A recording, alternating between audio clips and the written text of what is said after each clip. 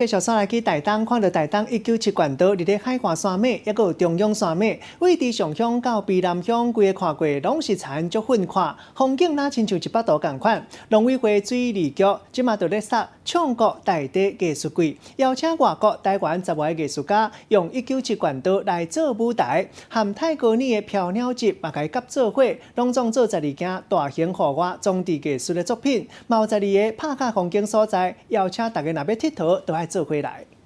伫庄脚的田林有一个穿白衫的查甫人，伊的头壳顶绣一只白灵狮，分丝阁派一个大牌仔，手机远远的所在，那比的所在，就是这个平仔田，这就是真水的花东唱国。查甫囡仔伊徛伫边啊，结一个 pose 来翕真水的相片。这景点不错啊，真的哈、哦，然后刚好搭配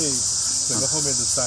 画龙点睛的效果。台东的197县道，通透伫咧海岸山脉甲牛脊山脉，对池上到卑南，规路拢有迄个像基盘同款的平仔田，风景是水甲亲像用画同款。以这条县道来做场景，农委会水保局邀请国内外10个艺术家，规路来做创艺，有12个作品都创新伫个稻仔田、教堂、水边，甚至连欢喜去100年的庄仔窑嘛有。大家作品拢真出叫，和边的景色嘛真斗大，互真侪游客来这游赏看景致。就算讲天气较热，会当来这翕到一张真水的相片嘛，甘愿。还蛮漂亮的，因为其实原本台东没有什么地方可以去，但有做一些装置艺术的话，